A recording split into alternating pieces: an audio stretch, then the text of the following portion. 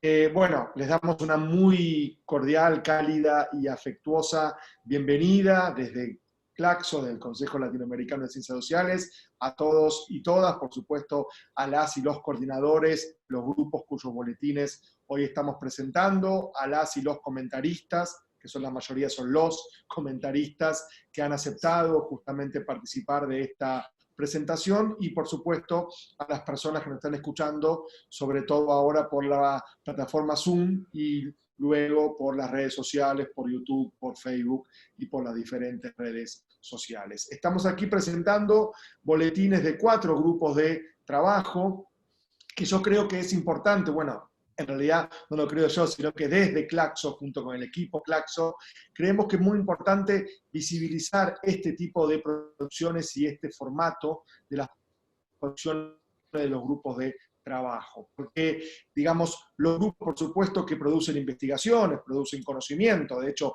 el objeto principal de los grupos tiene que ver con la investigación social y con la producción de conocimiento relevante, situado, en fin, por supuesto, riguroso y ojalá también transformador.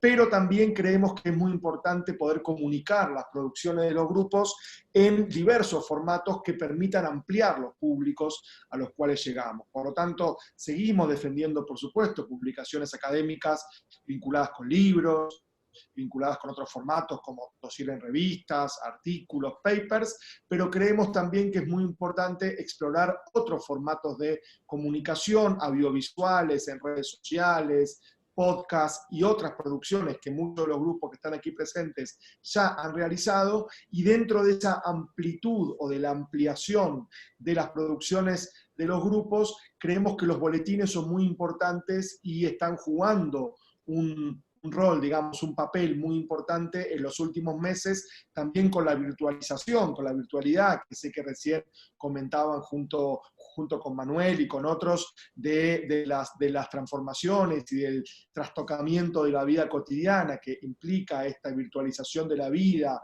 y este trabajo a distancia, pero todas las producciones digitales en este mundo complejo han aumentado. La verdad que vemos que en los últimos meses han aumentado mucho las producciones digitales de los grupos de trabajo. Y parte de lo que ha aumentado tiene que ver con los boletines, que aparte este año se han jerarquizado también.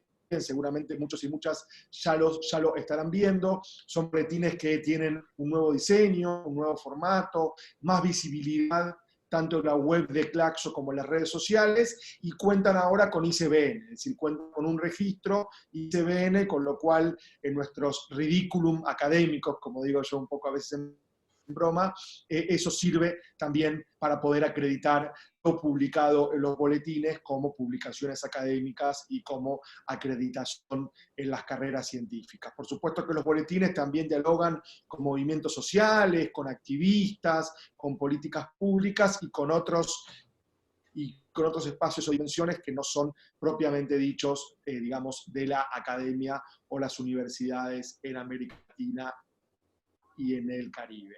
Simplemente entonces decir que para Claxo es muy relevante el trabajo de los grupos comunicándolo a través de estos boletines, que es un trabajo colectivo. Los boletines expresan las subredes o las microredes que significan los grupos de trabajo Claxo, y también llevan atrás un trabajo colectivo de diseño, de producción editorial, de comunicación. Aquí hay parte del equipo que trabaja apoyando los boletines. Natalia Gianatelli, que es muchas veces el enlace con el diseño y con la comunicación de los boletines. Rodolfo Gómez, que le da seguimiento a los grupos de trabajo también y a lo vinculado con las publicaciones. Y entonces, para no ser mucho más largo, y obviamente volviéndoles a, digamos, agradecer y a felicitar a estos grupos, en algunos casos es el primer boletín o el segundo boletín que el grupo publica, en otros casos ya son grupos con más boletines en su haber, pero bueno, digamos, los hemos reunido justamente para dialogar sobre teoría social y sobre política en tiempos de pandemia. Son 4 grupos sin duda diversos, con puntos de vista plurales, pero pensamos que hay un eje articulador entre la teoría y la política en tiempos de pandemia. Así que por supuesto que los dejo con los boletines de estos 4 grupos de trabajo y agradezco nuevamente tanto a Manuel Garretón, como a Carlos Rivera Lugo, como a Mauricio Sandoval, a Ronaldo Munk y a Mariana Mastrangelo, que coordina uno de los grupos también y está aquí participando de esta presentación. Y entonces los dejo con Natalia y con Rodolfo, que van a moderar específicamente esta presentación, este conversatorio y este diálogo, porque, y con esto cierro de verdad, digo, en tiempos de distanciamiento social, es importante seguir propiciando espacios de encuentro, que sea un distanciamiento físico para poder cuidarnos, pero que estemos cerca a nivel subjetivo, a nivel intelectual, a nivel político, para poder seguir trabajando juntos y para poder seguir pensando América Latina, el Caribe y el mundo. Muchas gracias. Gracias. Bueno, muchas gracias, Pablo. Bueno, la idea era comenzar con las presentaciones en el orden en que estaban pautadas en el anuncio, así que sería el turno de la presentación del boletín Crítica Jurídica y Política en Nuestra América, que es el boletín del grupo de trabajo de Claxo, Crítica Jurídica y Conflictos Sociopolíticos, que es coordinado por Beatriz Rasland, Milay Burgos Matamorros, y Lucas Machado Faúndez. La presentación de este boletín va a estar a cargo de Carlos Rivera Lugo, de Puerto Rico, que es el editor del boletín. Así que bueno, Carlos, te cedemos la palabra para que puedas contarnos. Bueno, muchas gracias, Natalia.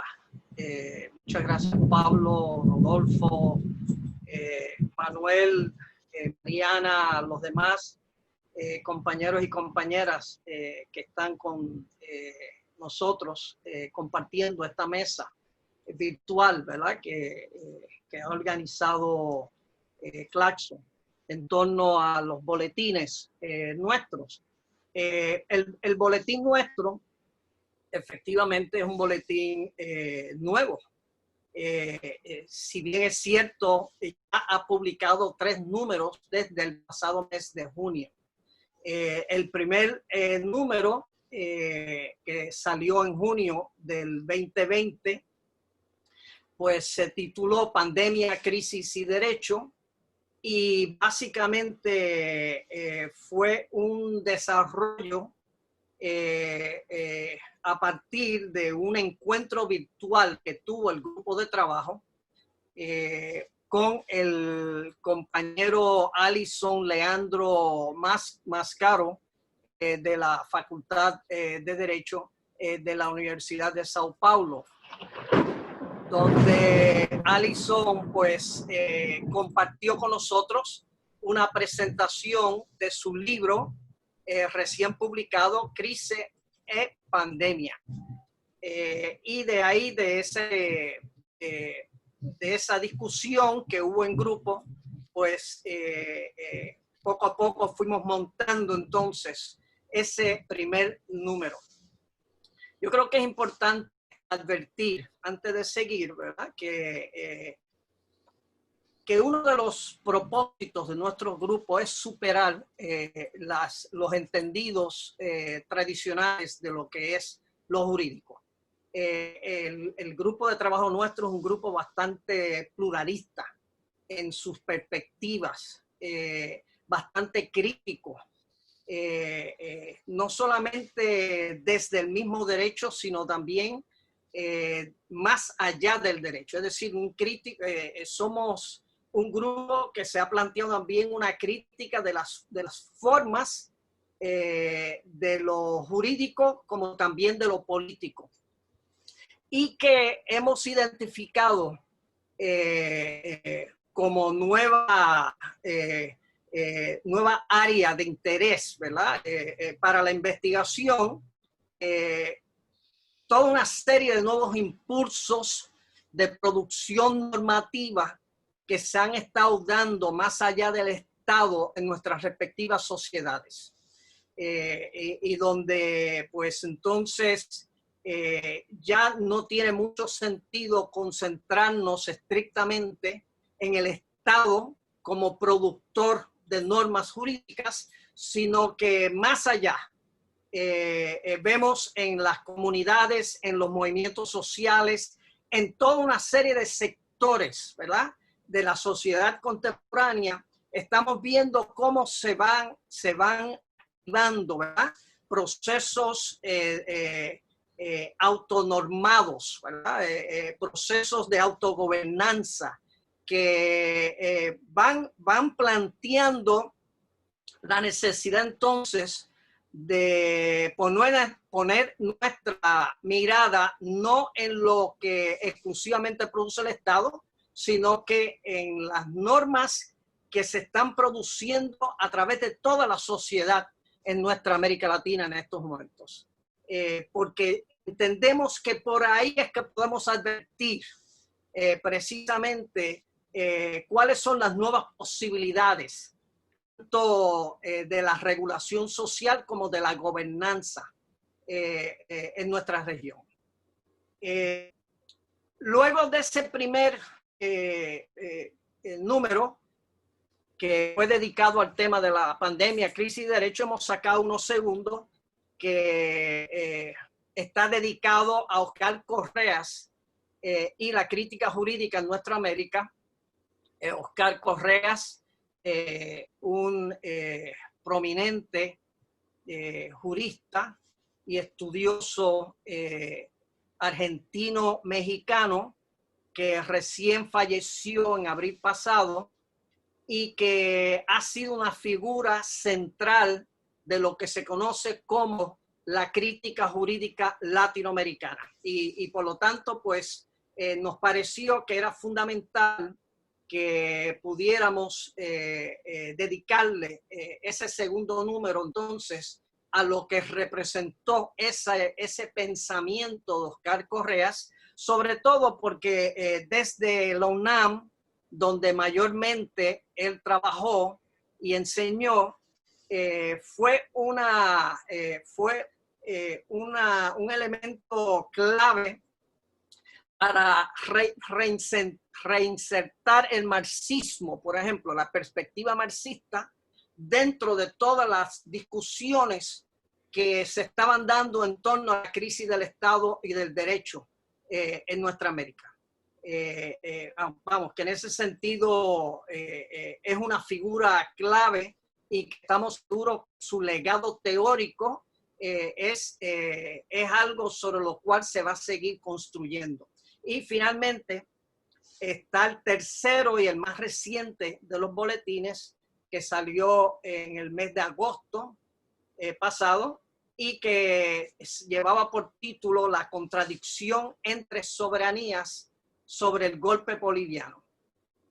Y donde pues ahí pues quisimos precisamente profundizar desde una perspectiva de izquierda, no solamente en la crítica, en la condena a lo que ha sido el golpe de Estado que aconteció, ¿verdad?, el año pasado en Bolivia, sino también nos parecía que era fundamental igualmente que pudiéramos profundizar en una autocrítica de la propia izquierda, va a decir, cuáles son las lecciones que debemos sacar de lo que ha sido esa experiencia vivida en Bolivia, y donde pues ciertamente una de las conclusiones, ¿verdad?, que vamos a ver en ese número es la necesidad de que la izquierda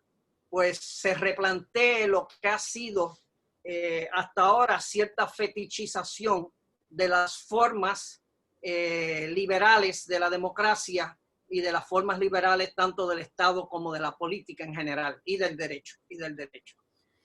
Pero nada, volviendo a lo que es el tema ahora central, ¿verdad?, de esta primera mesa, ¿verdad?, que se ha organizado sobre la pandemia, pues quisiera traer algunas de las ideas, ¿verdad?, compartir con ustedes algunas de las ideas que surgieron en nuestro grupo y que tanto en el encuentro virtual como en los artículos que se publicaron en ese primer número en el mes de junio. Uno de los planteamientos centrales, ¿verdad? Y compartidos por los miembros del grupo es que ciertamente tenemos que tratar de evitar una lectura meramente biologista de lo que ha sido la pandemia y por lo tanto tener mucho cuidado de no caer en el peligro entonces de dedicarnos exclusivamente a tratar de identificar desde una perspectiva biologista cuáles son las soluciones que se requieren para atajar, para solucionar los problemas creados por la pandemia. La pandemia para nuestro grupo es fundamentalmente una crisis sistémica. Es la manifestación de una crisis sistémica. No hay duda de que hay un aspecto biológico, hay un aspecto, el COVID-19 es una realidad, pero la magnitud de la crisis que ha arropado el planeta no se puede explicar ni fundamentalmente por esa dimensión biologista. Estamos hablando de una pandemia que precisamente lo que hace es revelar las grandes contradicciones y las grandes deficiencias, ¿verdad?, que aquejan el modelo actual de acumulación de capital bajo el neoliberalismo y que ha tenido como consecuencia o como resultado el debilitamiento tanto de los sistemas de salud público en muchos de nuestros países, ¿verdad? El hecho de que se han reducido las inversiones. El caso de Brasil no solamente se redujo la inversión, sino que se le ha puesto límites a lo que se puede invertir por el Estado en la salud pública. Más allá de eso, igualmente, el hecho de que han ido colapsando en los últimos tiempos los sistemas de protección de los trabajadores, las condiciones del trabajo en nuestras sociedades prácticamente han dejado en precario a aquellas personas entonces que han sido afectadas por este virus.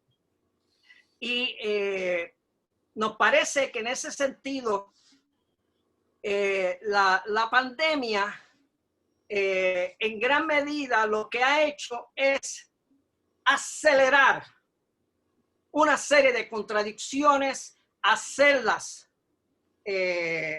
mucho más transparentes, agudizarlas, aunque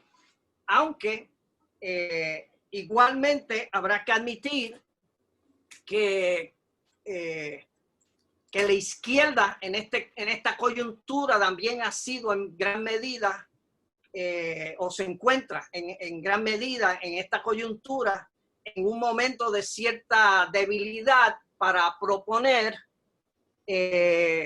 soluciones sistémicas y no limitarse estrictamente a soluciones paliativas, ¿verdad?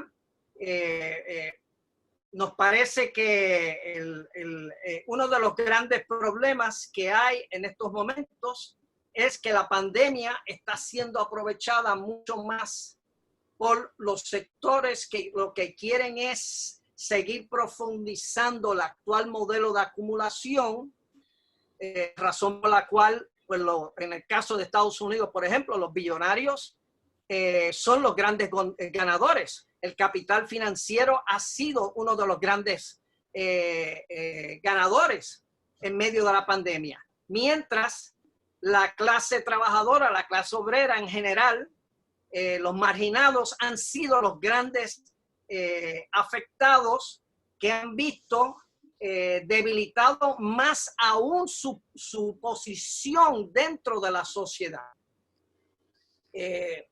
Vamos, que en ese sentido, uno, voy a decir, Allison, por ejemplo, el compañero Allison Leandro Mascaro insistía, ¿verdad?, que el capitalismo siempre necesita de crisis estructurales para reinventarse,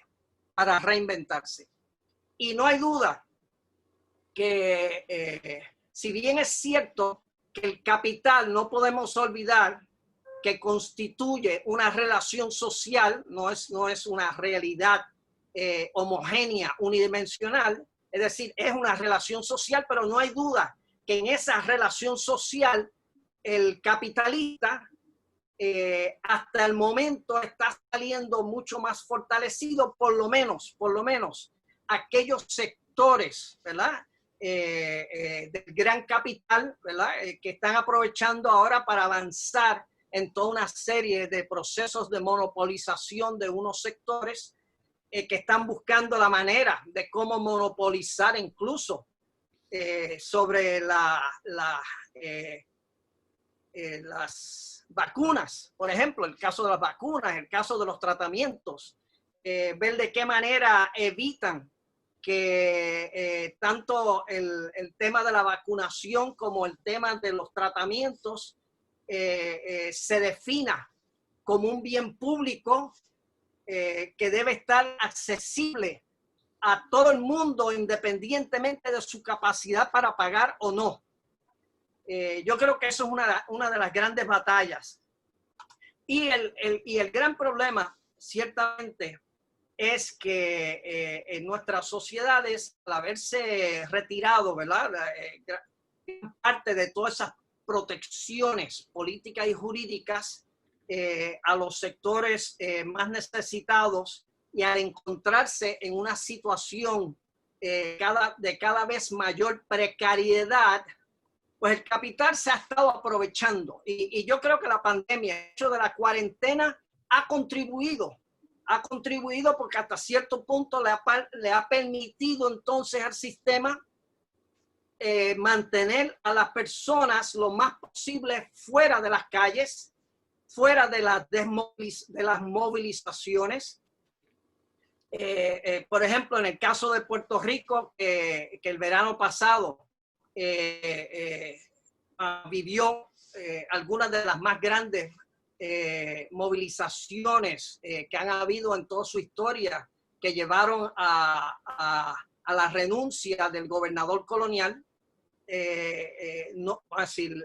sus sucesores, que han sido tan corruptos e ineptos como el gobernador que se sacó, han valido precisamente de la cuarentena desde marzo para evitar que se puedan dar movilizaciones en su contra y se pueda seguir profundizando aquel proceso de rebelión o de lo que yo llamaba de refundación constitucional desde las calles, ¿verdad?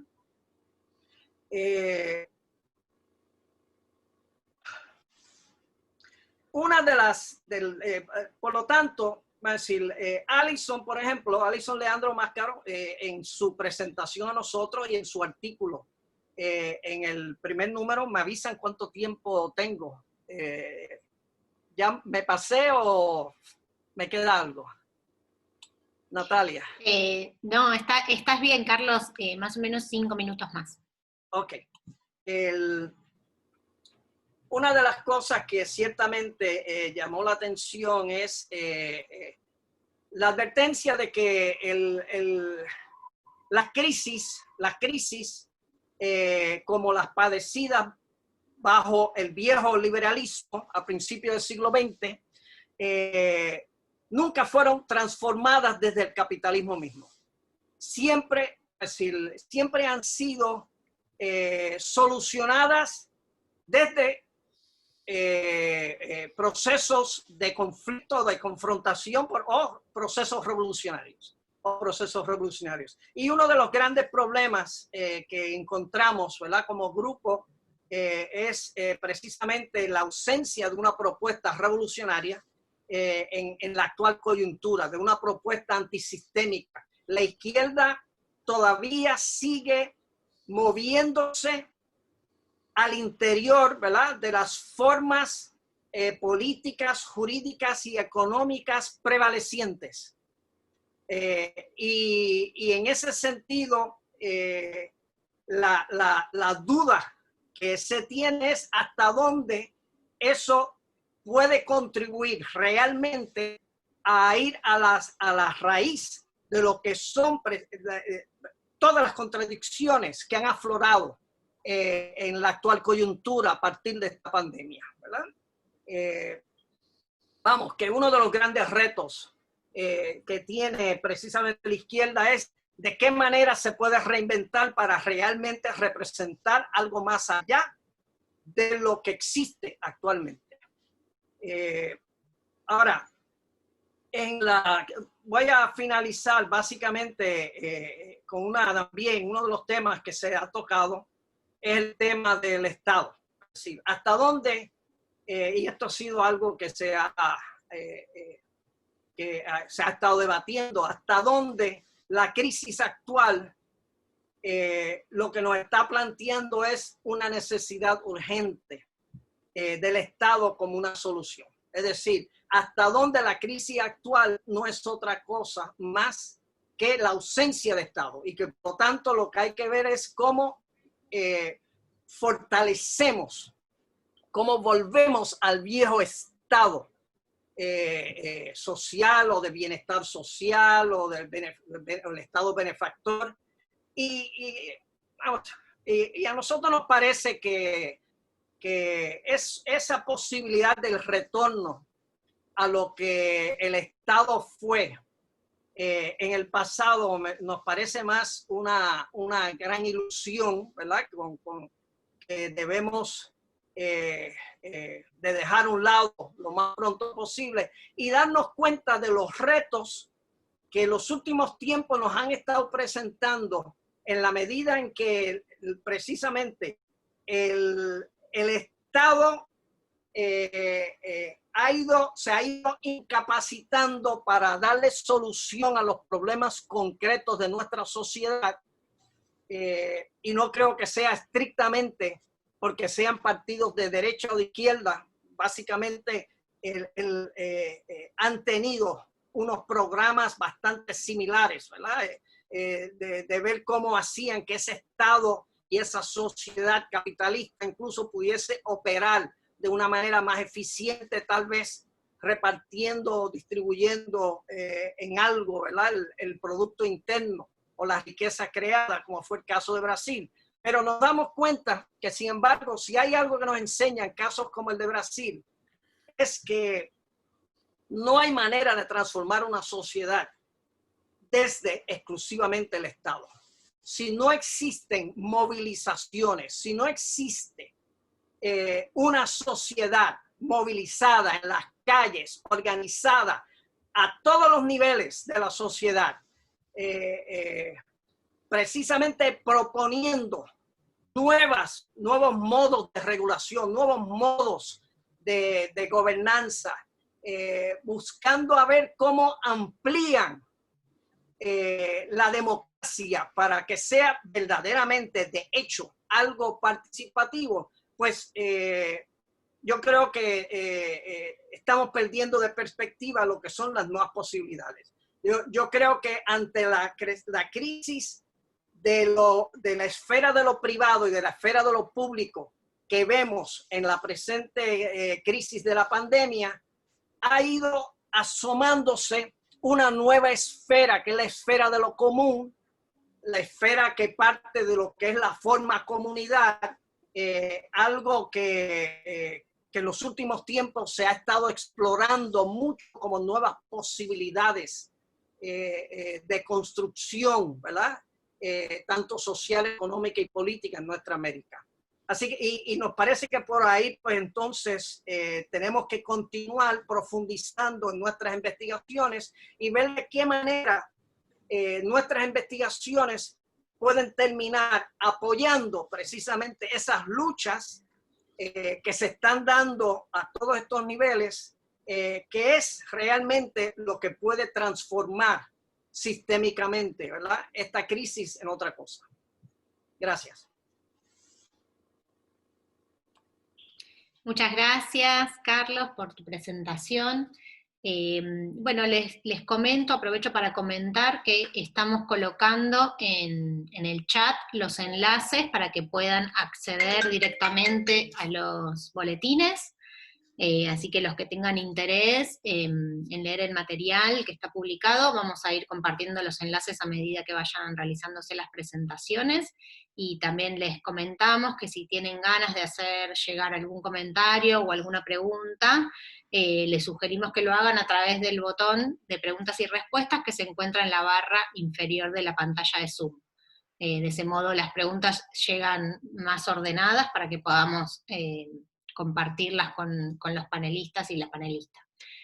Muchas gracias, Carlos. Bueno, le toca ahora el turno para realizar la presentación del boletín El ejercicio del pensar, que es el boletín elaborado por el Grupo de Trabajo Herencias y Perspectivas del Marxismo, que coordina María Elvira Concheiro Borges, y el editor de este boletín es Jaime Ortega.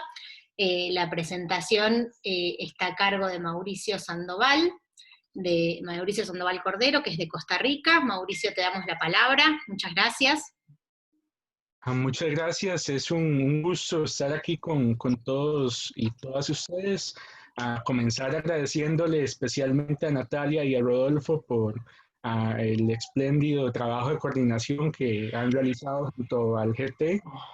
Y pues bueno, también por supuesto a Pablo, ¿verdad?, en su coordinación de los grupos de trabajo, y a la coordinación de el GT de Herencias y Perspectivas del Marxismo, a María Elvira Concheiro y a Jaime Ortega por invitarme a presentar hoy a nuestros boletines, ¿no?, que ya vamos el boletín número 4, que salió hace algunos días, y el quinto ya está en preparación, que bueno, este boletín tiene por título El ejercicio del pensar.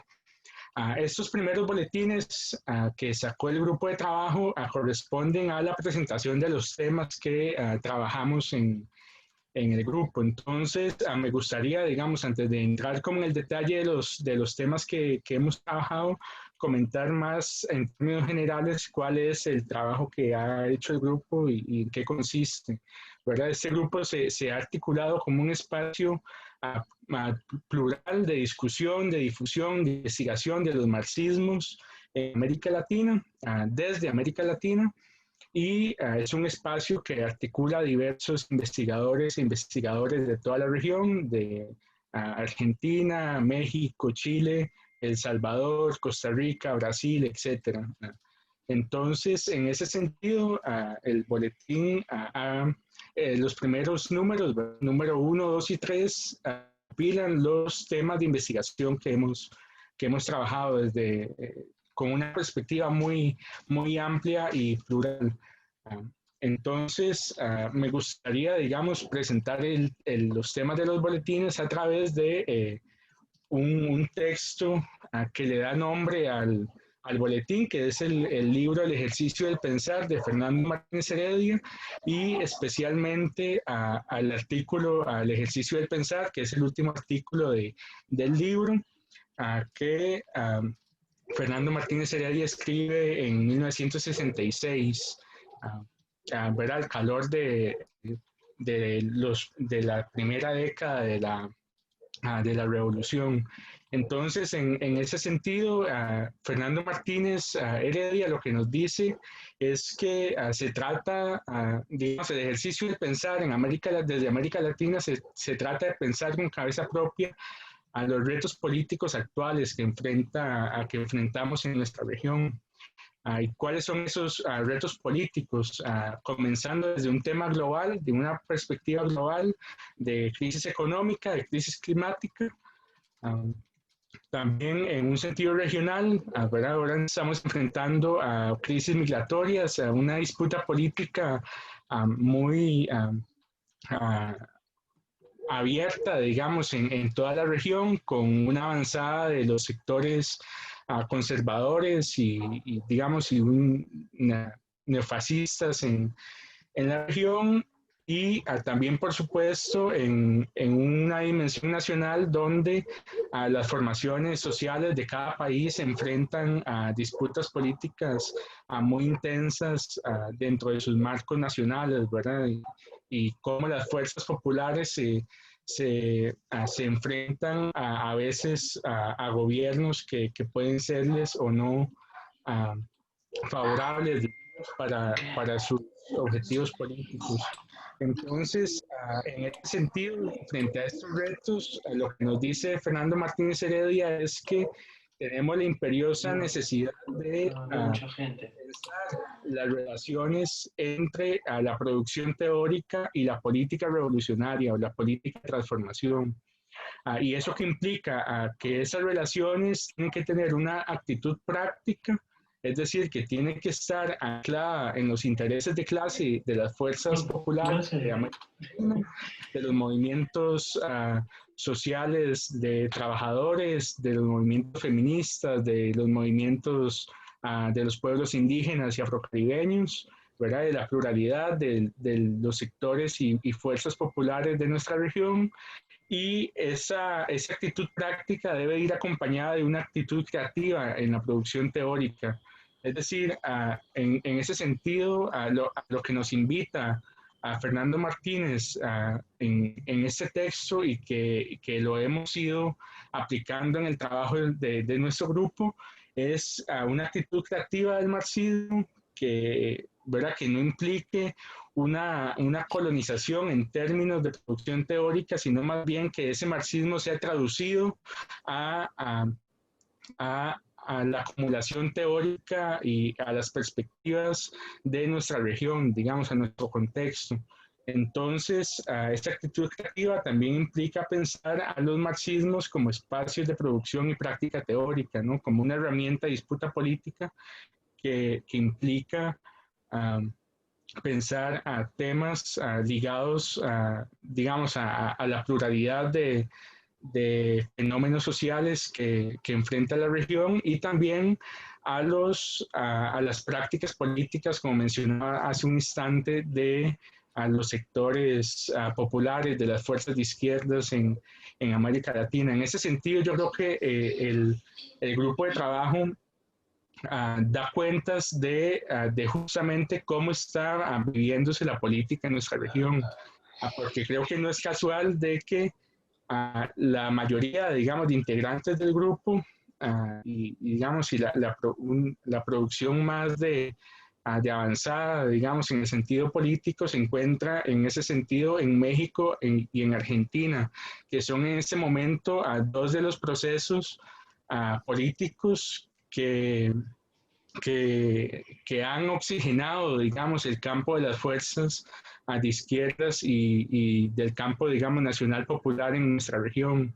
Eso, por supuesto, sumado a la experiencia pues, cubana y venezolana, ¿no? que históricamente han tenido un papel central en las políticas de izquierdas en nuestra América Latina. Entonces, en ese sentido, no es casual que los compañeros de México y Argentina hayan, digamos, tenido un papel preponderante del grupo de trabajo, así como los compañeros de Chile también. En ese sentido, creo que también no es casual que la política hoy en América Latina, en Chile, se esté viviendo de una forma tan intensa, ¿no? Con un proceso de posible constitución a la vista. Y pues en ese sentido, creo que nuestro grupo de trabajo se posiciona como un campo de producción teórica que piensa esos procesos en la región. Entonces, ya entrando a los temas de los boletines, que son fundamentalmente los primeros tres, o los agruparía en dos grandes ejes. El primer eje, que habla del análisis de las formaciones sociales y la organización política, básicamente, ¿de qué se trata esto? Digamos, se trata de los marxismos que piensan la situación concreta política en nuestra región, ¿verdad? Y que en ese sentido tenemos una acumulación teórica que pasa desde los trabajos de René Zabaleta Mercado, de Carlos Pereira, de José Aricó, de Agustín Cueva, de Álvaro García, que son autores y militantes políticos que han pensado, digamos, este marxismo en clave política y en clave de pensar la situación, digamos, concreta de sus respectivos países, por supuesto, ligándolo también a una perspectiva de totalidad de cómo la formación social de cada país se inserta también en el capitalismo global. Entonces, en ese sentido, este eje de análisis de formaciones sociales es muy importante para el grupo de trabajo, y ahí podríamos situar una serie de trabajos que están en los primeros boletines. Por ejemplo, el artículo sobre lo nacional popular del compañero Marcelo Starzenbaum, que recoge, digamos, parte de las discusiones que se dan desde el marxismo sobre la tradición de lo nacional popular en América Latina. También el texto La vigencia de Salvador Allende y la unidad popular, de la compañera Paula Vidal. Este texto ¿verdad? Está igual enlazado a pensar y actualizar la experiencia del socialismo democrático en Chile, y que da paso también a un boletín que al número 4, el boletín número 4 que acaba de salir, que es un dossier especial sobre la unidad popular que acaba de cumplir, ¿verdad?, 50 años del triunfo hace algunos días. Entonces, ese es otro de los temas que se tratan en este eje. También vamos a ver un artículo de renovación de las izquierdas ecuatorianas en los 60s y 70s de Sofía Lanchimba, y un texto de mi autoría sobre el marxismo de la organización y la estrategia política, en el que trato también de recuperar la acumulación teórica de estos autores que mencionaba, por ejemplo, del trabajo de René Zabaleta y García Linera, para poder pensar, digamos, el marxismo en clave estratégica que nos permita pensar la organización del campo popular en la región, y cómo se piensan los horizontes de transformación, los horizontes de cambio social y económico en nuestra América Latina. Entonces, ese es un primer eje de trabajo. Y el segundo se centra sobre todo, el segundo eje, en la profundización de la obra de Marx. Y en ese sentido, ¿de qué se trata? Digamos, de pensar la obra de Marx como no como una repetición de lo que Marx dijo en tal o cual texto, ¿verdad? Eso creo que creemos que no tiene necesariamente mucho valor en sí mismo, sino más bien de poder pensar con Marx, pero también más allá de él, al poder escribir junto a él su obra. Decía Bolívar de Echeverría, ¿verdad?, de cómo podemos seguir produciendo la obra de Marx al realizar trabajos de investigación y de militancia política actualmente. Entonces, en ese eje de profundización de la obra de Marx, vamos a encontrar un artículo sobre el afromarxismo caribeño de la compañera Perla Valero, donde se recoge, digamos, las tradiciones de los marxismos negros, ¿verdad?, en el Caribe, que son, ¿verdad?, dan una perspectiva desde los márgenes de nuestra región, y que, como decía Eduardo Gruner, es desde los márgenes donde podemos pensar a la totalidad, digamos, tener una perspectiva de totalidad sobre nuestra región. Entonces, ese artículo en particular es muy importante. También vamos a encontrar el artículo sobre la cultura de masas de la Escuela de Frankfurt, de Birmingham, de Luis Tovar. Como sabemos, estas dos escuelas recogen una perspectiva teórica sobre la producción de cultura de masas y la crítica a a esa cultura. Entonces es un artículo muy interesante también. Vamos a encontrar un artículo sobre la crisis del marxismo y las implicaciones en América Latina de Mariana Bailey, que creo que es un tema poco estudiado en nuestra región, ¿verdad? De cómo se pensó la crisis del marxismo en clave europea, pero creo que en el tema latinoamericano esa crisis del marxismo, si bien hubo implicaciones, no ha sido suficientemente trabajada, y creo que los aportes que ha realizado a Mariana son fundamentales.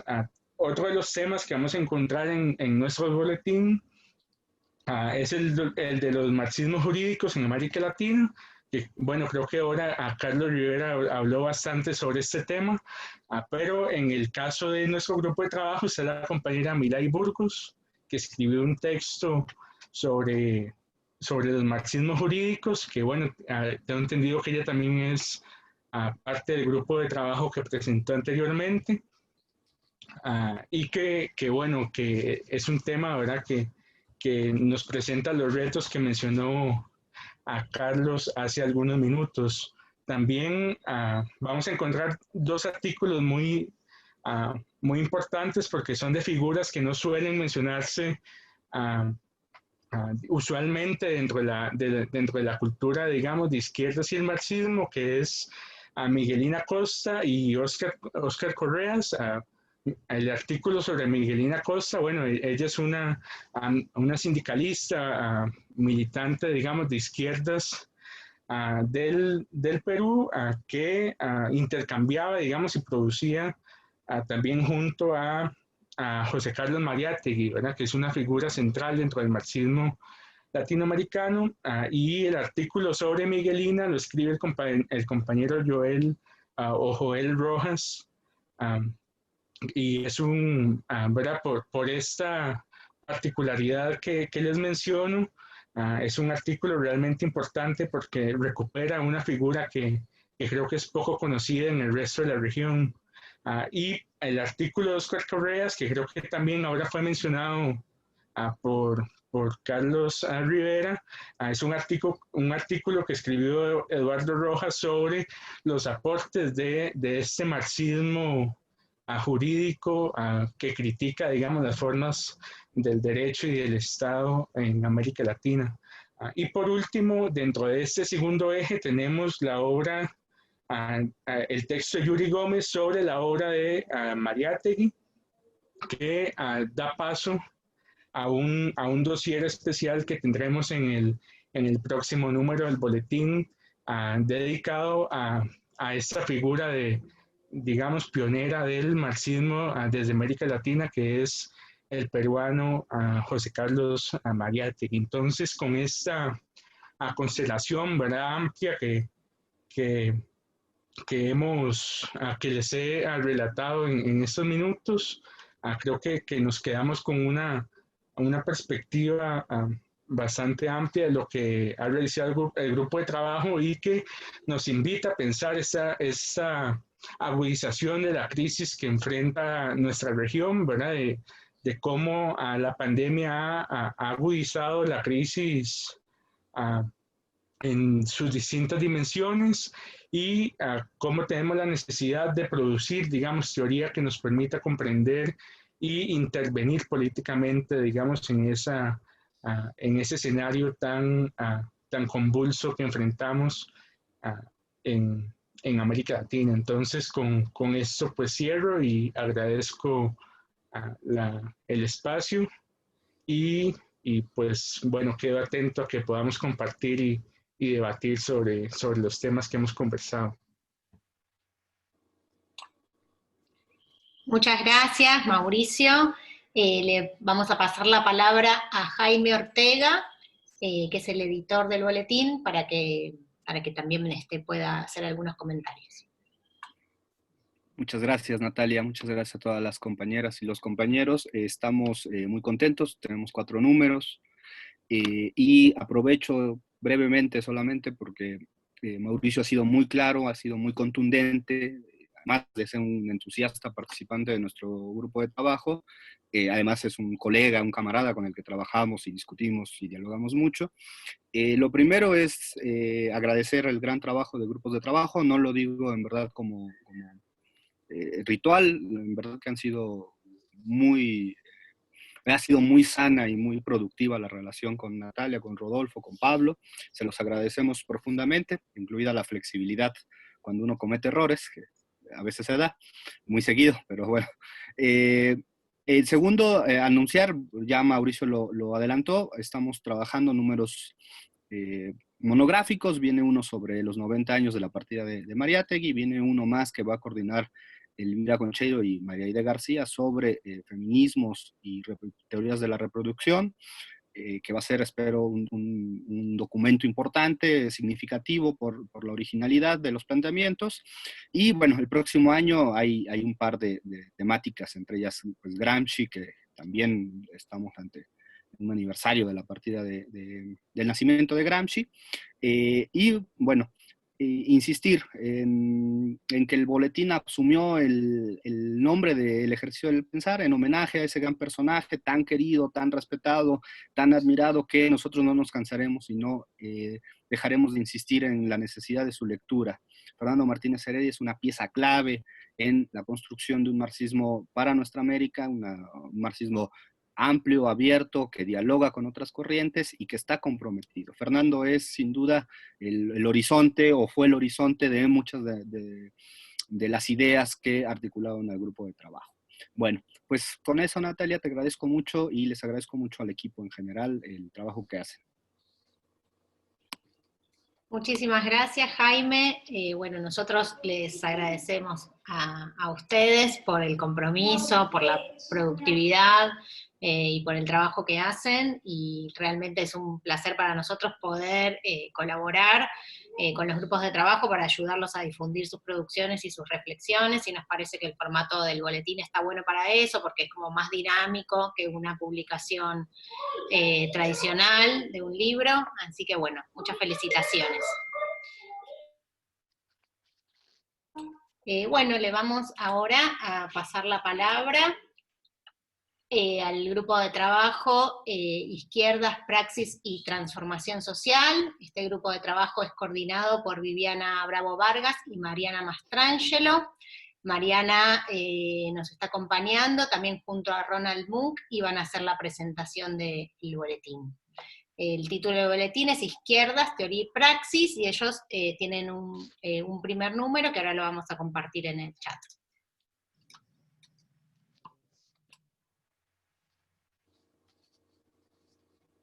Bueno, vos decime, Natalia, ¿cuándo empezamos? Sí, adelante, por favor.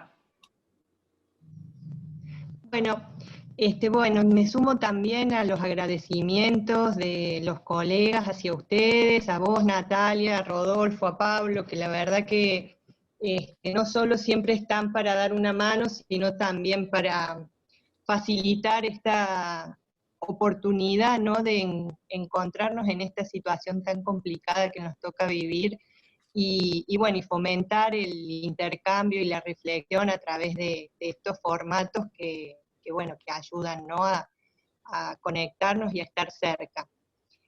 Bueno, nosotros somos un grupo de trabajo que hace ya muchos años que venimos funcionando, desde el año 2010, en las distintas oportunidades hemos ido renovando las temáticas, pero el eje central de nuestro grupo de trabajo refiere al estudio de las izquierdas en América Latina. Lo hacemos desde una interdisciplinariedad, ya que tenemos colegas que provienen de las ciencias sociales, desde las humanidades, y comenzamos siendo un grupo básicamente de colegas latinoamericanos, y en los últimos años se han ido incorporando colegas de otros países europeos.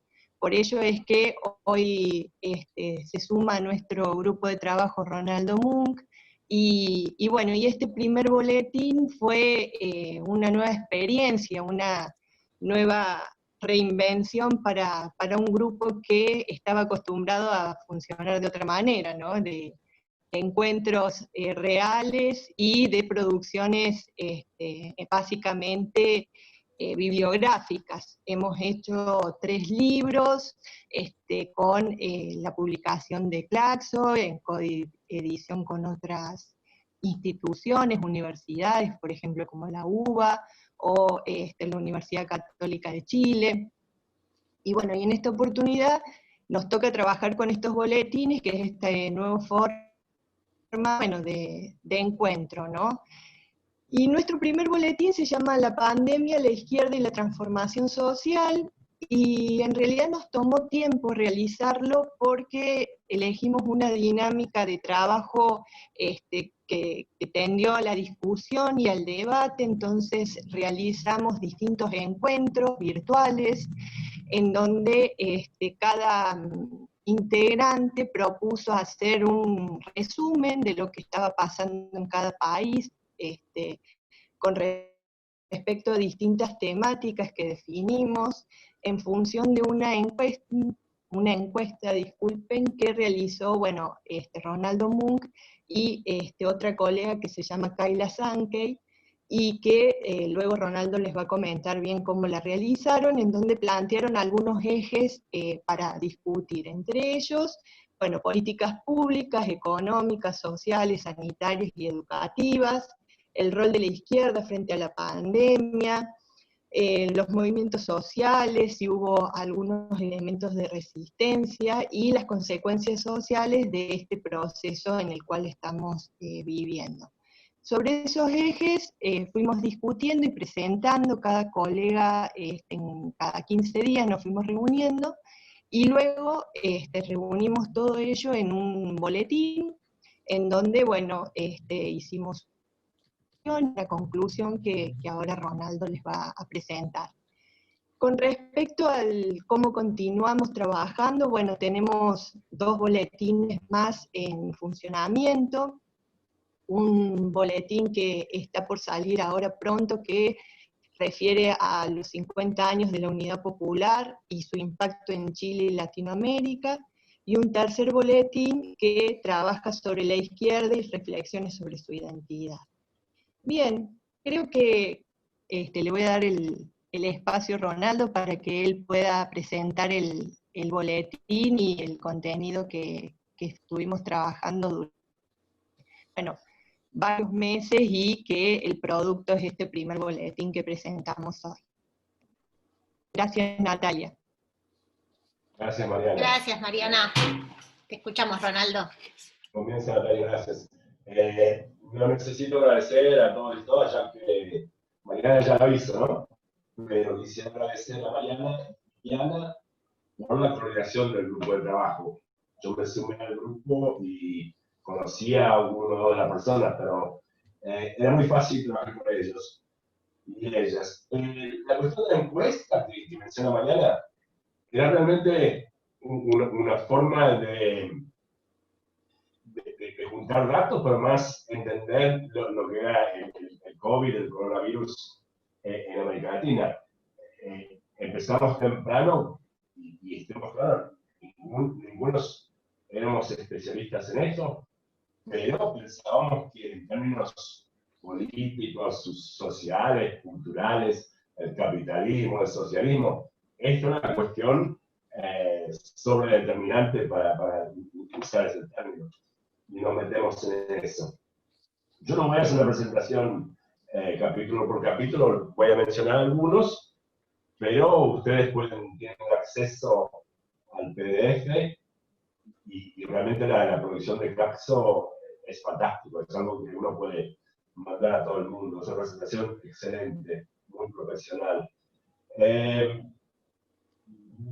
Voy a pensar más así de forma, digamos, más amplia. La encuesta era para tratar de juntar una inteligencia del grupo, a ver si entre todos y todas podríamos juntar con entendimiento a los distintos países. Y no cubrimos todos los países, que es otra cosa, ¿no?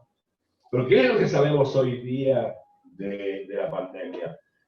Lo que yo entiendo leyendo a los especialistas es que cada pandemia es diferente, no son iguales.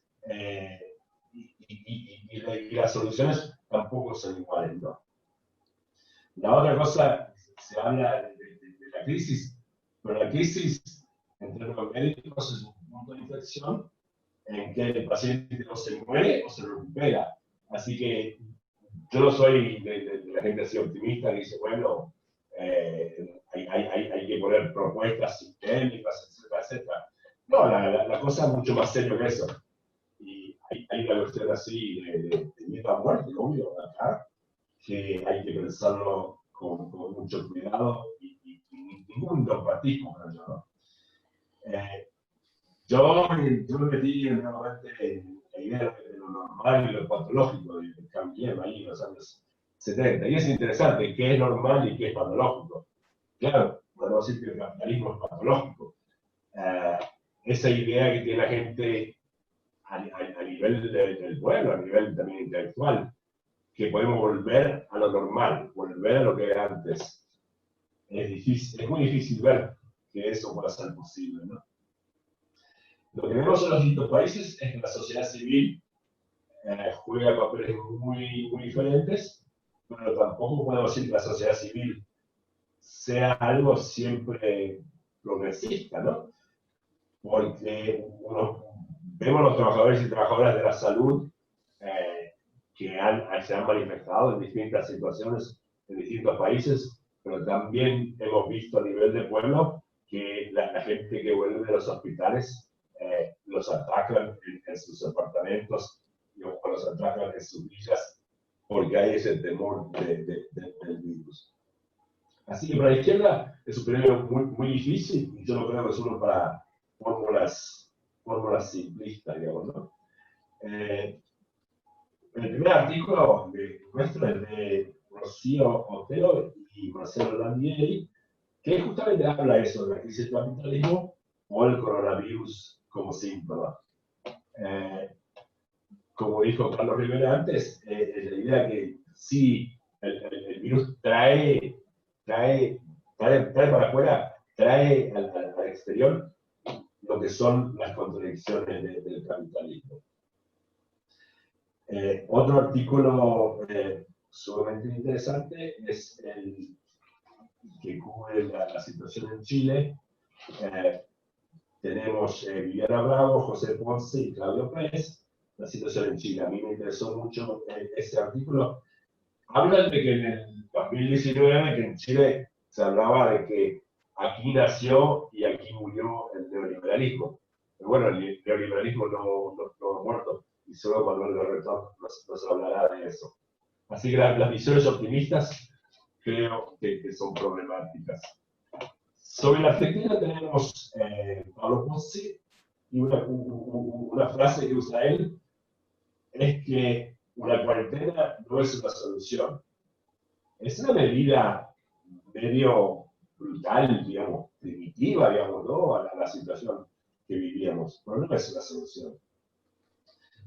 Mariana, que está acá, habla de que el aislamiento social fue una respuesta para disfrazar la triste realidad, que con el aislamiento social eso cubría todo lo que salía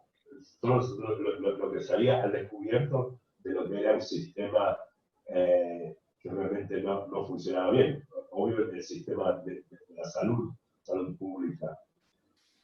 Pablo y Mariana hablan de que en términos de oportunidades, y se ve casi en todos los países, las oportunidades han sido tomadas por los grandes grupos económicos. Yo veo oportunidades bueno, no hemos visto hasta ahora oportunidades para la izquierda. Los colegas chilenos nos hablan, claro, qué pasó después de octubre, noviembre del 2019 y qué está pasando ahora con la pandemia. Y hablan de que ya había empezado el desgaste y represión de las movilizaciones, la situación de los derechos sociales son privatizados y precarizados a la vez. Una situación muy difícil. Sobre Brasil tenemos un colega invitado, Richard. De Uruguay tenemos un amigo mío que seguro conocen, Eduardo Ruinas, especialista en buen vivir. Claro, en Uruguay nada nos sorprende. En Uruguay, el caso de Cuba, son situaciones que más o menos se ha manejado bien al virus. Nos sorprende, dada la historia del estado de bienestar de los dos países, aunque son muy distintos, se ha manejado la crisis de forma bastante inteligente. En México tenemos dos contribuciones de Patricia Pensando. Ella habla de la reconstrucción de un pacto social solidario. Y eso a mí me gusta, esa idea. Eso es lo que yo veo en el trabajo sindical mío. Es que aunque no se habla de socialismo, se habla de la idea de un pacto social. Se habla de una solidaridad básica. Lo ve a nivel sociedad civil, que la gente se ayuda a uno al otro. También menciona y trata, obvio, la violencia de género, el femicidio y el fracaso total del gobierno de tratar esos crímenes. Gerardo Necochea, también de México, nos habla sobre la resistencia obrera. Cuando empezamos, Kaya y yo pensábamos que tendríamos mucho más material sobre. Claro, porque nosotros veníamos de estudios de movimientos sociales y pensábamos, bueno, acá se va a hablar de esto. Pero muy poco salió de la encuesta nuestra. Solo en la Ciudad Juárez y Tijuana, en las maquiladoras, sí hay varias huelgas, por ejemplo, para que les paguen el sueldo completo de la mitad que querían ofrecer. Una de las opciones le dice a Gerardo, un motor no es esencial vivir así. Entonces, la idea de los capitalistas, que bueno, una brutalidad total, bueno, que vengan a trabajar porque o se mueren de hambre o se mueren del virus, así nomás. Y cortaban los sueldos. Y la gente hablaba de que el trabajo esencial no era esencial este tipo de trabajo. En los países europeos es impresionante la forma en que el Estado ha encontrado los medios para pagar a la gente un sueldo de desempleo bastante decente. Que es interesante, ¿no? Que antes se decía que no se podía hacer. Cuba, finalmente, la excepción. Caridad Mazur Sena nos habla de la situación en Cuba, la idea de la salud pública como bien social. ¿Qué nos falta? Y que nunca nos pusimos a hacer un estudio del coronavirus. Pero los países latinos, Colombia, Perú, Ecuador, muy distintos entre ellos, muy distintos que Argentina, Chile o México. Y obvio Centroamérica. Eso se resume así en forma breve. Yo creo que hay que leer material también de los otros boletines. Yo leí los otros artículos y me parecieron muy interesantes. Pero quería decir un minuto para hablar de un aspecto histórico, ¿no? Es que, si ustedes se acuerdan, Marx vivía en Londres en los años 1850, cuando ocurrió la cólera de esos años. Y es interesante que el marxismo, los estudios socialistas, casi no mencionan en las revoluciones de 1858, hubo rebeliones muy fuertes contra el Estado, contra las autoridades, por la forma en que no manejaban la cólera. Marx, en su dirección ahí en Londres, en Soho, estaba a 5 minutos de uno de los epicentros de la pandemia. Y no menciona nada. Un día escribe a Engels y dice, sí, me parece que las viviendas son malas. Pero nunca, y Engels tampoco, cuando escribía sobre las condiciones de la clase obrera en Inglaterra, en Manchester, donde vivía él, no, y hablaban en los años 1880, cuando hubo otro rebrote de la pandemia. Creo que lo que le pasaba, yo entiendo que Marx y Engels en particular, pensaban que la salud pública era tarea de la burguesía. Es como si Buenos Aires los socialistas del siglo XIX se interesaran en las placas y cosas así. No, eso era la burguesía, construía las ciudades y cuidaba de la salud pública. Y ahí creo que hay un problema. Y creo que hoy día, si la izquierda va a ser relevante para ofrecer la alternativa, tiene que poder dar soluciones a la pandemia. Tiene que realmente meterse en lo que es la salud pública y cómo se maneja para dar soluciones para hoy día, ¿no? Esa situación urgente en muchos países, como todos sabemos. Bueno, yo lo dejo en eso. Así vamos a hablar después. Natalia, te paso ahí. Muchísimas gracias, Ronaldo. Bueno, entonces ahora le vamos a pasar la palabra a Manuel Antonio Garretón, que nos va a presentar el boletín del Grupo de Trabajo Teoría Social y Realidad Latinoamericana. El título del boletín es Teoría y Cambio Social, la Nueva América Latina, y este boletín ya tiene un número 1 y un número 2. Bueno, así que Manuel Antonio, te pasamos la palabra. Muchas gracias. Bueno, muchas gracias.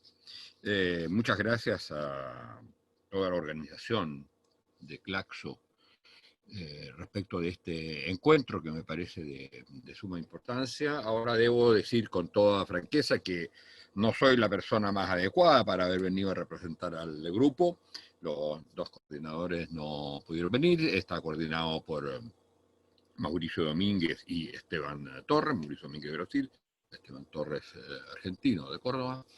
Y ellos son los que tienen todo el mérito absolutamente de la organización, tanto del grupo como de estos de los boletines. Y por lo tanto no soy la persona más adecuada para dar cuenta estrictamente de lo que ha sido el trabajo del grupo. Entiendo que además esta instancia más bien para hablar de los ahí está Esteban también. Ah, está. Mira, el fresco grande. Me dijo que no podía venir. Te vengo a tomar evaluación, Manuel.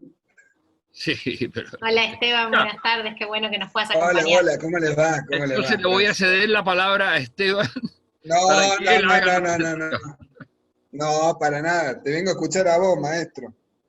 Bueno, entonces corrígeme tú la primera parte que tiene que ver con digamos, el grupo ha realizado ya distintas reuniones, tiene programada otra para el fin de diciembre, ha publicado libros al respecto, ya sobre el tema, y una de las cosas que hay que señalar es la particularidad que tiene el hecho que el objeto es estrictamente la teoría social propiamente tal.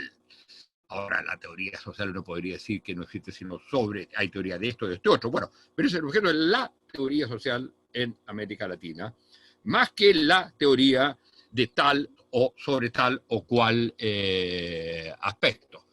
Y en ese sentido, la idea de los boletines, como lo plantea el mismo Esteban, él lo debería decir, en su introducción al primer boletín, la idea de los boletines es un desafío lo es probablemente para todo grupo, pero es especialmente un desafío para un grupo de teoría. Se supone que los boletines son algo muy dinámico, muy preciso, específico en sus artículos, o sea que son pequeños trabajos condensados que buscan fundamentalmente, digamos, incidir, desde el conocimiento, por supuesto, pero incidir en lo que es el debate público. Y la teoría misma tiene una cierta distancia con eso. Requiere un tiempo más largo, requiere no solo un tiempo, sino también un espacio más largo de exposición, tiende a llegar tarde a los acontecimientos y más bien tiende a interpretarlos una vez que han pasado. Y entonces es un desafío, y un desafío yo creo muy importante, o sea, una muy buena idea que haya este tipo, no puede ser la única, pero que haya este tipo de producción que obliga a un grupo de trabajo y a los y las investigadores que están trabajando en esto, de condensar a la vez el componente de incidencia en el debate y al mismo tiempo de ir avanzando en la construcción teórica. Ambos aspectos son relativamente difíciles de compatibilizar, pero yo diría que eso es el mérito que tiene esta forma de organización del trabajo, que no puede ser excluyente de la otra, pero que yo diría que es hoy día indispensable.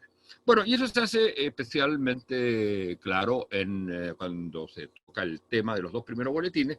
Los dos primeros boletines están centrados sobre un mismo tema. Y en ese sentido, la agrupación es circunstancial de qué artículos van en el primero y qué artículos van en el segundo. Se trató de agrupar más bien por generalidad, más en el primero, pero eso no se cumple necesariamente. Hay que mirarlo como en conjunto los dos boletines.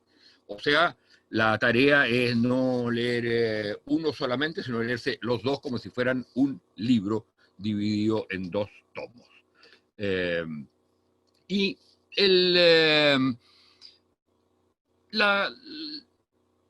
se invitó a un conjunto de autores, muchos de los trabajos, porque se trataba de hacer algo, digamos, sobre la marcha, muchos de los trabajos son trabajos que se readecúan respecto a presentaciones originales que se habían hecho para otros fines, y hay trabajos que son más generales, otros más específicos, y cada uno de los boletines tiene 10 trabajos, y en cada uno de ellos además hay invitados especiales, además de la gente que está circulando en torno al grupo de trabajo mismo.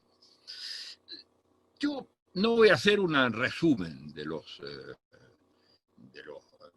todos los trabajos, de todos los artículos, sino más bien plantear un par de cuestiones que tienen que ver con básicamente lo siguiente. Es de qué modo la crisis de la pandemia interroga a la teoría social, y desde otro lado uno podría decir de qué modo la teoría social puede incidir en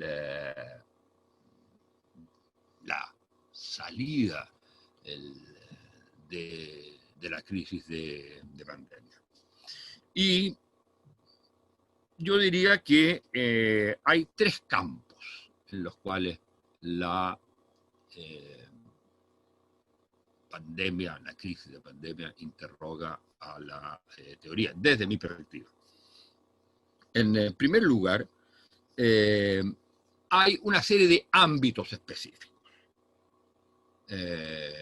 Todos sabemos que hablamos de crisis sanitaria, que es a la vez una crisis económica, que es a la vez una crisis social distinta a la económica, y que es una crisis ecológica, y que al mismo tiempo es una crisis, hay una crisis política.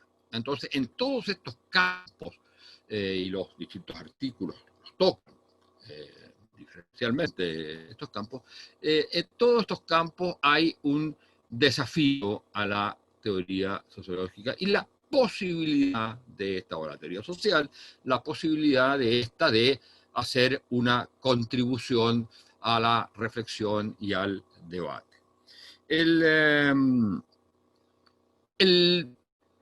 No voy a referirme en específico a los que conozco menos y los que a su vez se tratan menos en términos específicos, como por ejemplo de la crisis sanitaria. Por supuesto, interroga la crisis sanitaria a la teoría social desde la perspectiva de cómo el tema de la salud, y más allá el tema de la sobrevivencia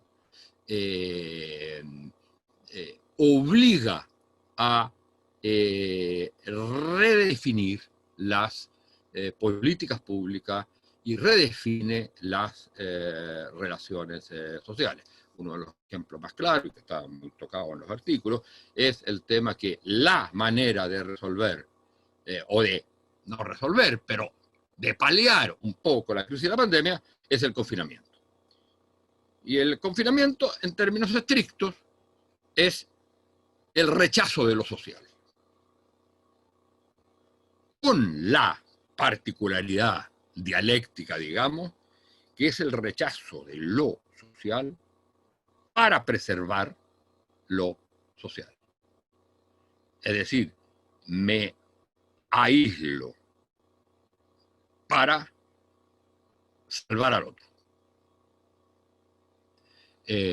Porque yo soy el que puedo contagiar. Entonces, este aspecto obliga plantea un tema muy de fondo que lo quiero tocar al final, que es el tema de la sociabilidad. ¿Hasta qué punto el confinamiento junto con, por supuesto, la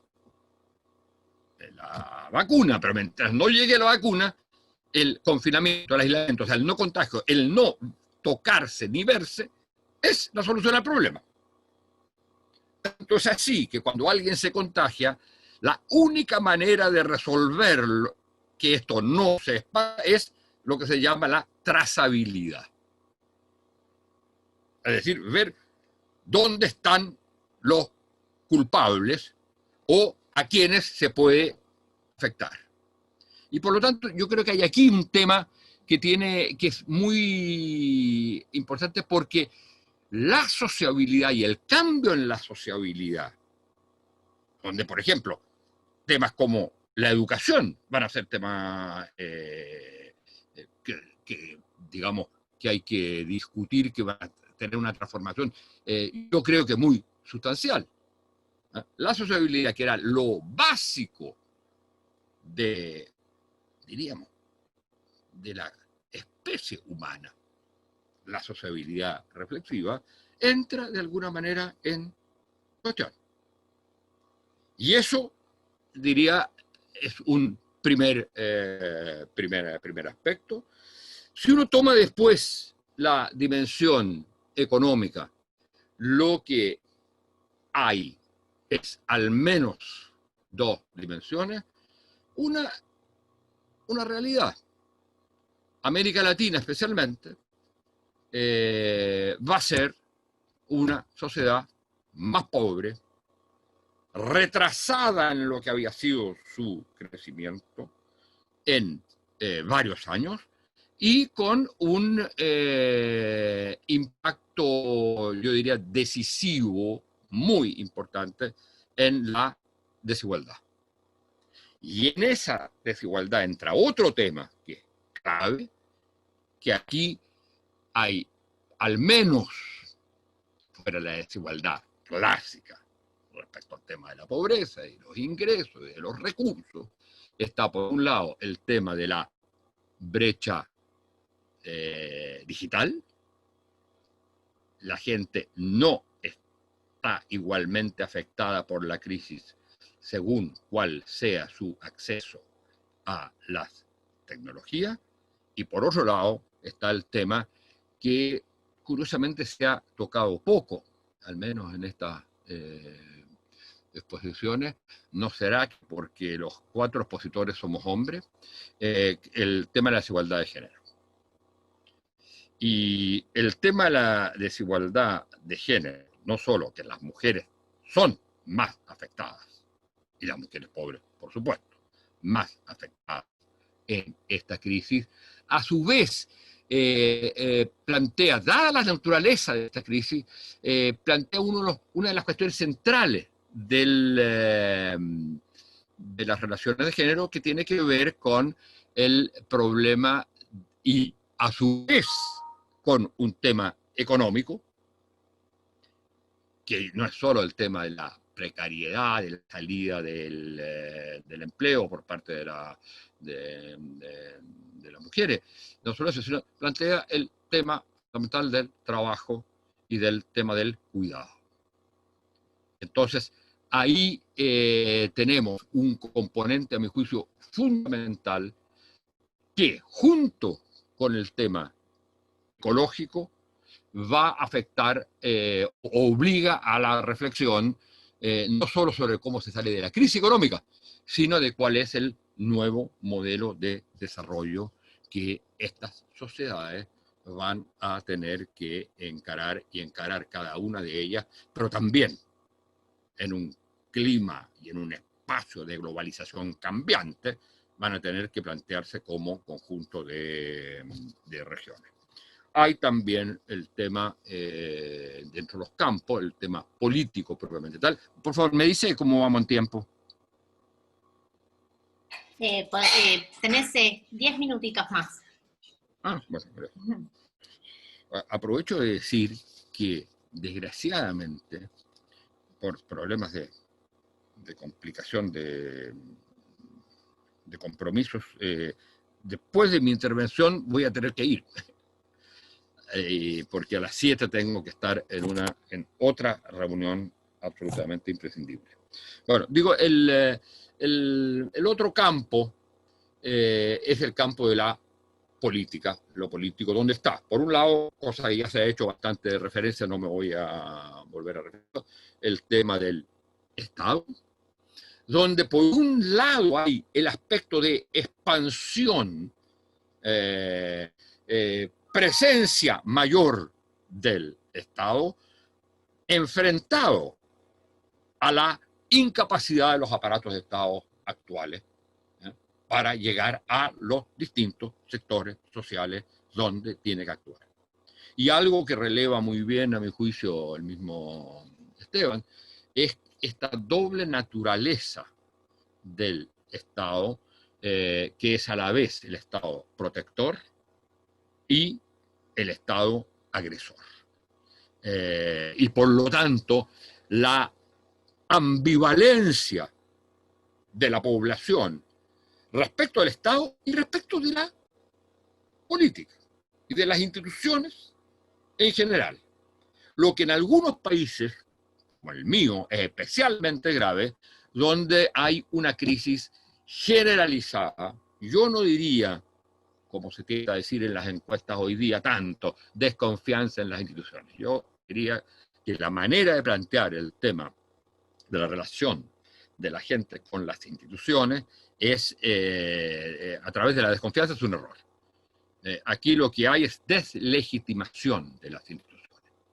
Y lo más importante es deslegitimación valórica.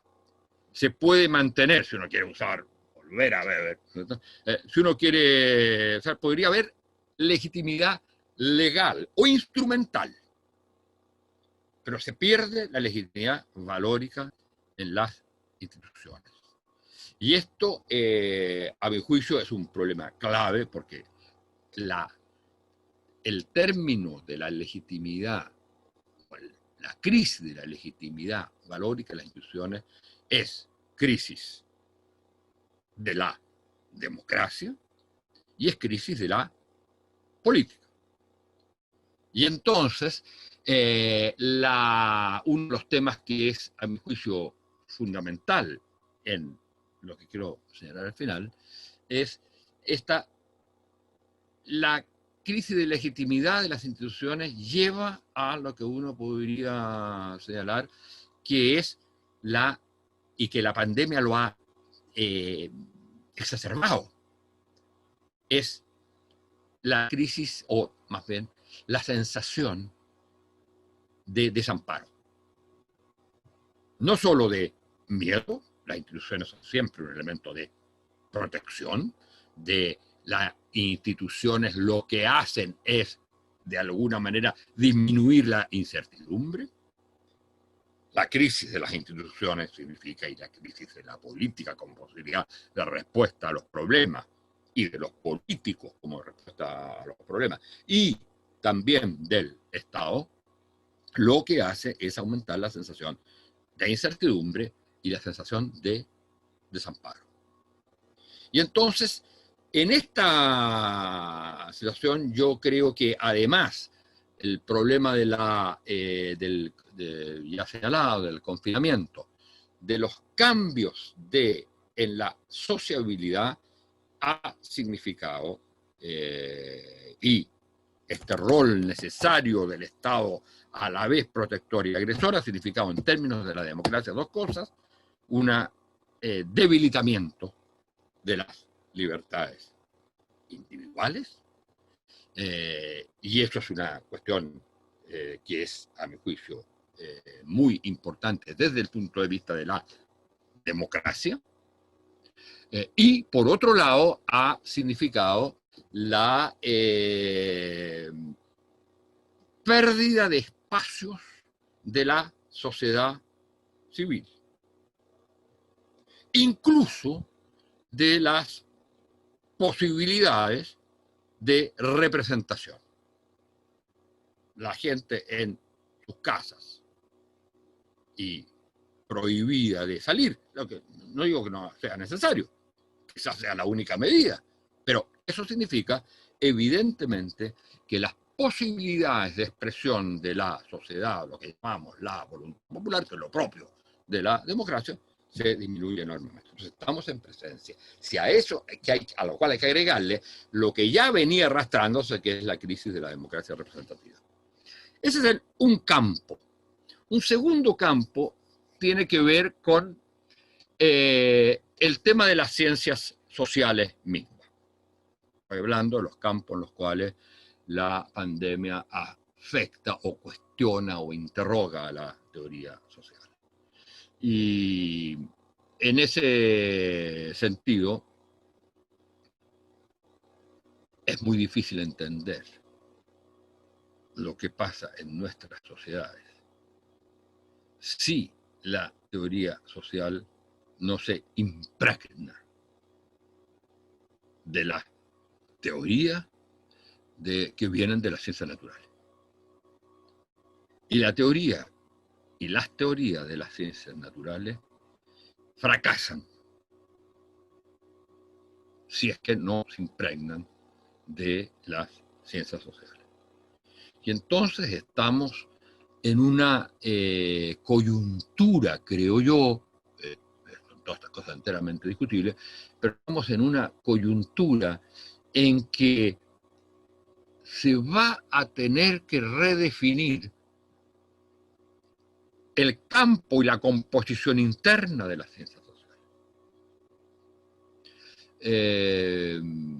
Lo que nos enseña hoy día las ciencias naturales que tienen que ver con la biología o la zoología y el estudio de los primates, por ejemplo, nos dice cosas sobre la especie humana en relación a lo que estamos viviendo con la pandemia que no las podemos captar desde las ciencias sociales. Y entonces, esto es un tema que, digamos, es de largo alcance.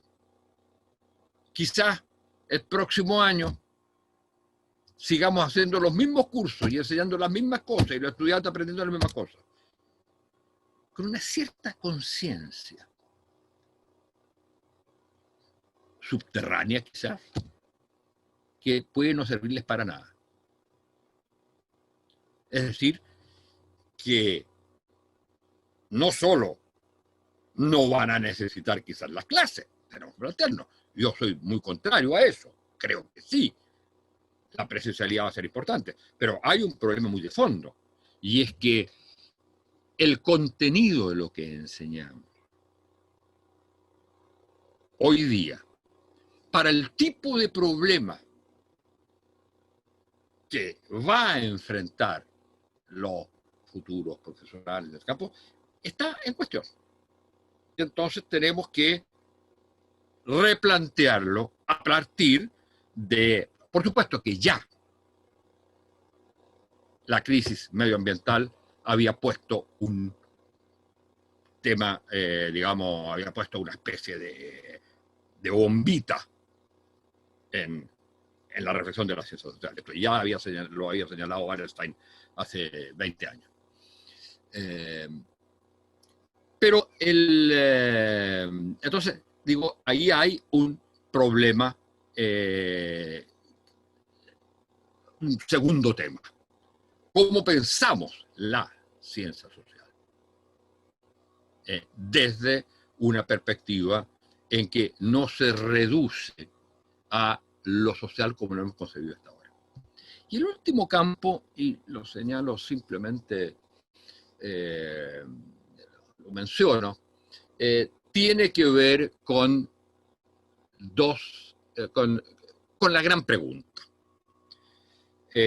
Estamos en presencia de una crisis o momento coyuntural, o estamos en presencia de una coyuntura crítica que genera una coyuntura de un tiempo, un año o más, que genera una transformación en dos dimensiones de nuestra vida social, de lo que entendemos por la sociedad. Es evidente que no es la pandemia la que va a generar esto, pero la pandemia ha sido un acelerador muy importante, y eso se señala en varios de los trabajos del boletín. Ha sido un acelerador de una transformación. Y la pregunta es, ¿estamos en presencia de un cambio epocal? ¿O estamos en presencia de una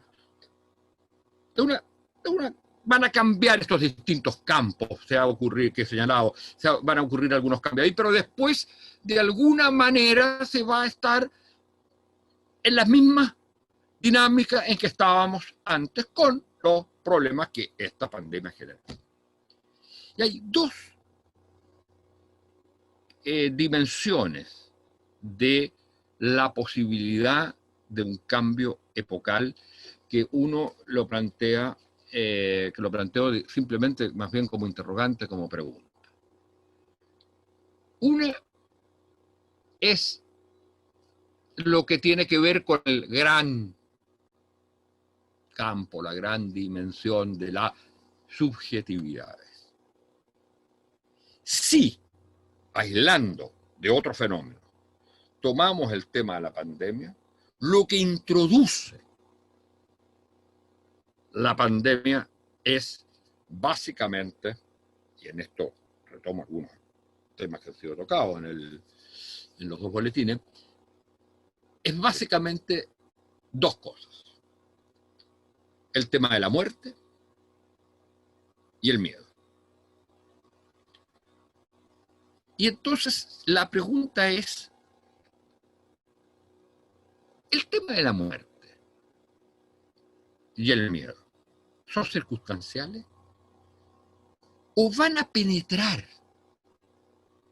en la memoria y en las identidades, tanto los individuos como lo que nos importa mucho como científicos sociales, en los movimientos y en los actores sociales? ¿Va a estar presente? ¿Va a afectar? ¿Le hace algo la pandemia a los nuevos actores, a los actuales actores sociales que hay en América Latina? ¿Les deja una huella, les transforma su comportamiento o no? Y esa es una cuestión, a mi juicio, fundamental. ¿Se sigue siendo los mismos? O, como diría Neruda, nosotros los de entonces ya no somos los mismos. Y la segunda dimensión tiene que ver ya con la sociedad misma. De hecho, el cambio fundamental, civilizatorio, diría yo, comienza con la informática,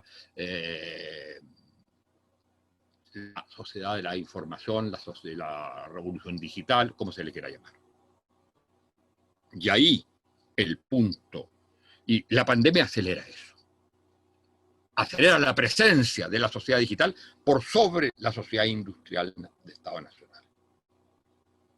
Y esa sociedad digital se caracteriza por un principio fundamental, que es el principio de la horizontalidad, de la inmediatez, y entonces tiene un poder, no vamos a decir corrosivo necesariamente, pero ni destructor en el sentido negativo, pero totalmente transformador del tipo de sociedad industrial de Estado nacional.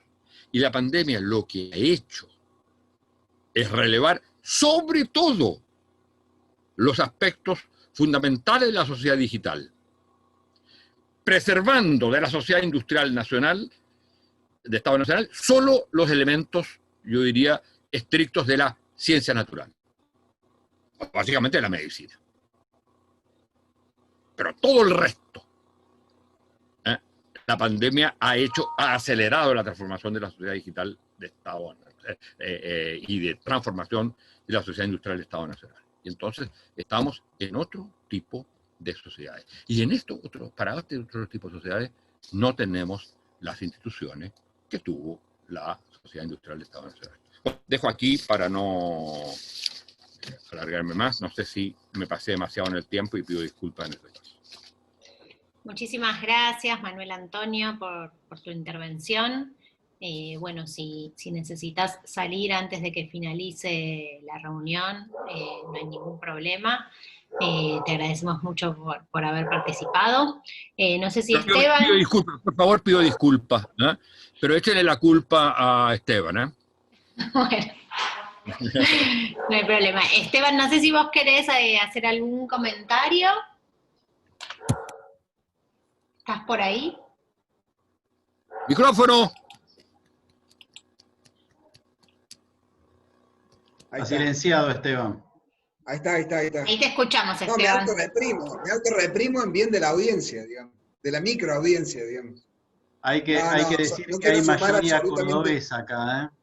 No quiero... ¿Es la oscuridad total? ¿Qué pasa, Rodolfo? Ahí. Una barba más opaca ahí. Se fue bajando la luz ahí. Sí, pero bueno, absolutamente nada. Lo que pueda decir yo opaca las reflexiones de Manuel. Me conecto no por una cuestión procedimental, porque coordino el grupo, sino porque disfruto mucho de escucharlos a todos ustedes, de verlos también. Es una cuestión emocional, afectiva, que hace bien en estos tiempos. Y también disfruto mucho de celebrar las palabras de Manuel Garretón, siempre me gusta. De hecho, las cosas que dijo ahora no estaban en su texto, ni mucho menos, como una mente que sigue evolucionando permanentemente hasta los 115, 120 años, no sé cuánto piensa vivir, pero más o menos eso. Así que... Ya estoy llegando a eso. Está bien, pero se te ve cada vez más joven, así que algo has descubierto Chile que acá no tenemos. Pero nada, absolutamente nada más que agregar a lo que dijo Manuel y celebrar estos eventos que están haciendo Natalia, Rodolfo, Pablo, que me parecen bárbaros, digamos, intergrupales, digamos. Así que felicitaciones. Bueno, muchas gracias por acompañarnos, muchas gracias a todos y a todas por estar presentes en esta actividad, por poder compartir con nosotros sus reflexiones, sus palabras y su tiempo, y a todas las personas que también se conectaron. Bueno, Rodolfo, ¿querés hacer algún también comentario vos de cierre? Y bueno, como no hemos tenido preguntas, si les parece, ustedes quieren tomar la palabra, hacer algún otro comentario, me van avisando, y bueno, hacemos, si quieren, una ronda de reflexiones finales y vamos cerrando. Bueno, gracias, Nani. Bueno, vamos a hacer un breve comentario de comedido nomás, pero ¿quiere hablar Manuel? No, quiero despedirme y pido disculpas. Cierto que te vas a la clase. Bueno, mucho éxito con eso. Bueno, gracias a todos. Gracias por participar. Gracias, Manuel. Hasta luego.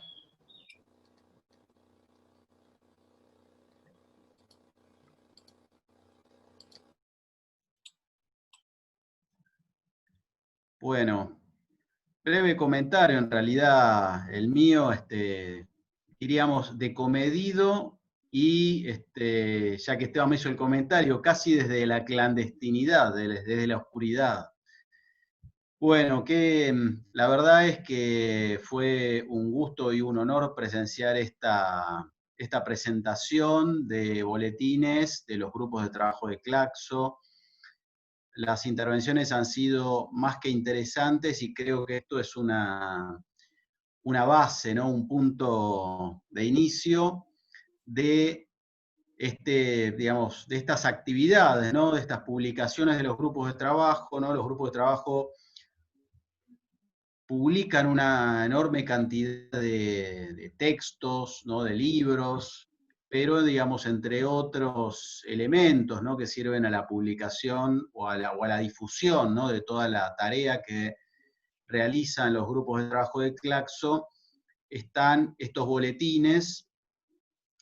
Y bueno, lo de hoy fue muy, muy importante, muy interesante.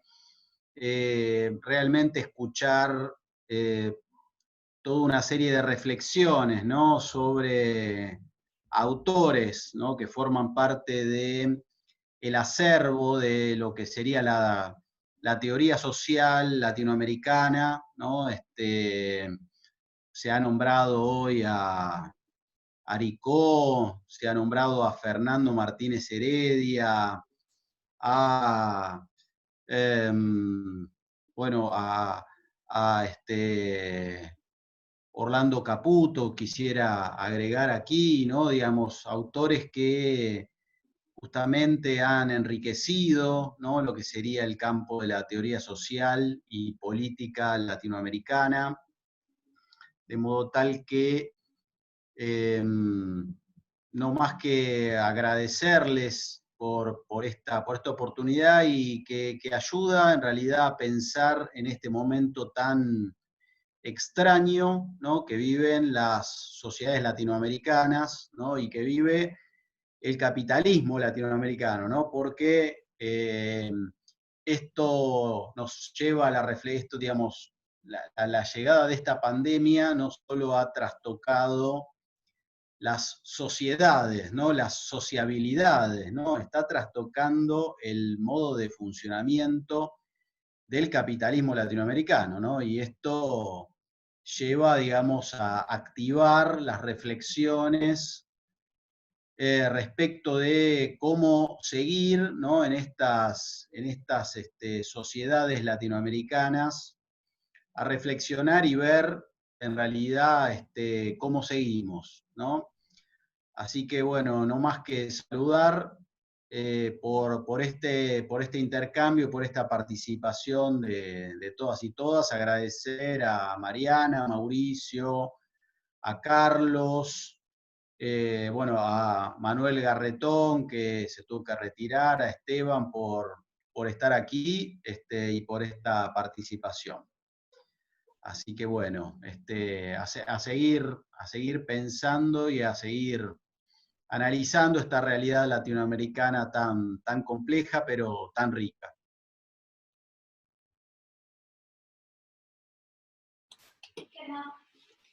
Bueno, reiteramos nuevamente los agradecimientos por haber acompañado este encuentro, por haber participado. No sé si alguno de los panelistas o Mariana quieren hacer alguna reflexión final. También les contamos o les recordamos que el conversatorio está siendo grabado, así que mañana o pasado vamos a tener el enlace y se los vamos a compartir para que ustedes puedan reproducirlo y enviarlo también a los miembros de los grupos de trabajo, puedan compartirlo por sus redes sociales. Si alguien quiere pedir la palabra, hace una seña, y bueno, y si no, nos despedimos. Hasta un próximo encuentro.